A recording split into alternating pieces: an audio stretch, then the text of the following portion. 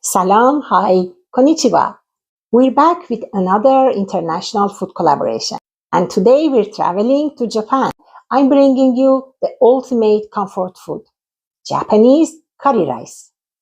Japanese curry rice pronounced Karē Raisu and is the national home cooking dish.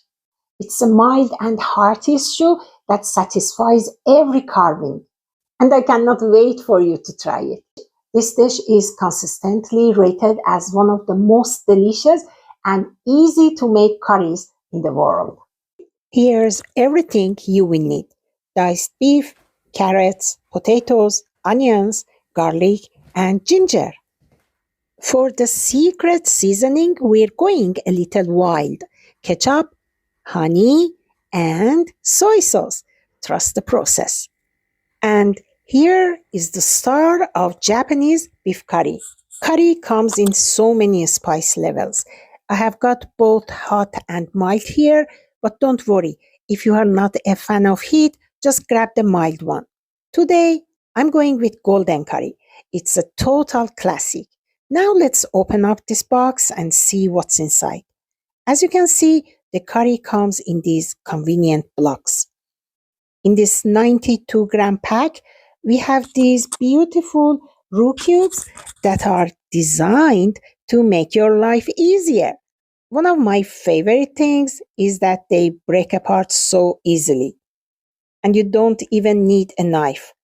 So you can just snap them by hand into smaller pieces before dropping them into the pot. This helps them melt faster and creates that perfectly smooth sauce that we are looking for. Okay, we're starting with the potatoes. For this recipe, I'm using 3 medium-sized potatoes. After peeling them, I like to cut them into large chunky pieces. You want them big enough so they don't disappear in the stew. I'm using Yukon Gold potatoes, or you can try to use a waxy potato variety like this because they have a low chance of breaking apart while simmering. Now I'm placing them in a bowl of cold water to prevent them from browning and wash away the excess starch. This keeps our curry sauce nice and clear. Now let's prepare the carrots. I'm using 3 carrots. First, I'll give them a quick peel, then I'm slicing them into thick round coins. They provide a lovely natural sweetness that cuts through the richness of the beef. Plus, they stay nice and firm even after simmering. Now for the base of our flavor, onions. I'm using 2 medium onions and sliced thin. But I'm also adding 10 baby onions to make the dish look extra fancy. These tiny ones will stay whole and get so tender and sweet. It's all about adding that professional touch to our home-cooked curry. I have 2 large cloves of garlic and about 10 centimeters of fresh ginger. I'm going to grate them both and set them aside for later. Grating them fresh releases all those amazing flavors before they hit the pan. I'm using 500 grams of diced beef, but you know the beauty of this dish is its versatility. You can easily swap the beef for chicken, pork, or even tofu if you're vegetarian. It works perfectly with whatever you prefer. Alright, everything is prepared. We have our diced beef, carrots, and onions, plus these cute baby onions.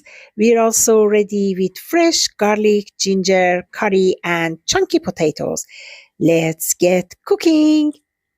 Season the meat with salt, pepper, and 1 tablespoon of flour, and give it a good massage. This ensures every piece is perfectly coated for a beautiful sear. Add some oil to the pot over medium heat. Once it's hot, place the beef in. Let it sear for about 5 to 6 minutes until it develops a beautiful golden brown crust. And then flip them over to get that perfect color on both sides. Listen to that sizzle. It smells incredible. Now let's take them out and set them aside.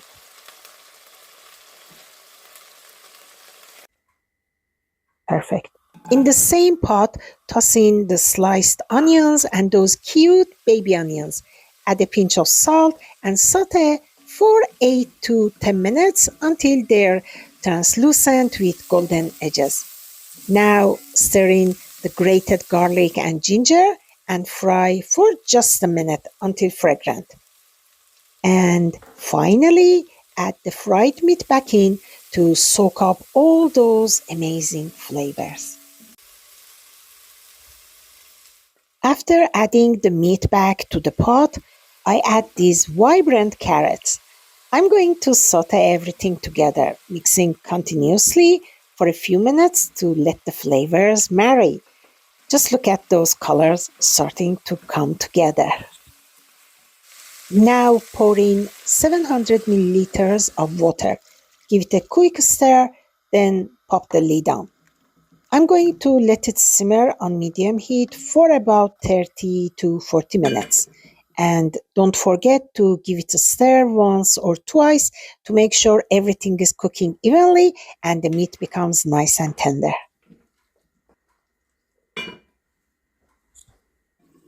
Well, after 40 minutes, the carrots and meat are perfectly tender, as you can see.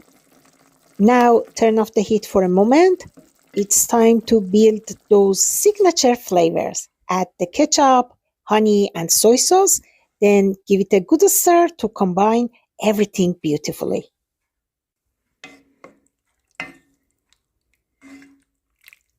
Now it's time to add our chunky potatoes.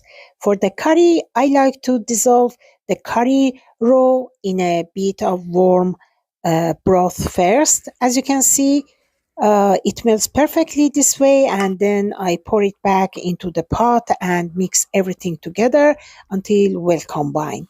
Now turn the heat back on to medium and I let it simmer for another 15 to 20 minutes until the potatoes are tender.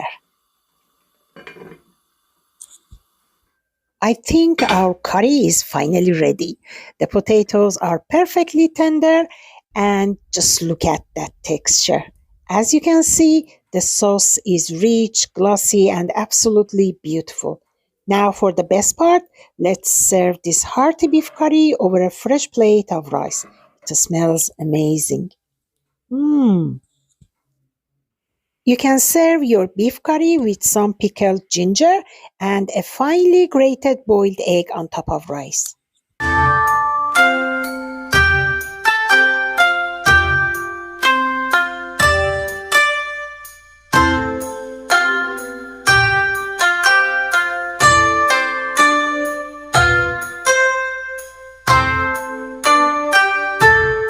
Please give this recipe a try. I'm sure you are going to love it.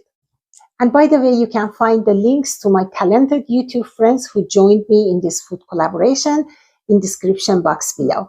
And make sure to check out their amazing videos too. So if you enjoyed this recipe, please subscribe to our YouTube channel and don't forget to give it a thumbs up. See you soon. God bless and lots of love.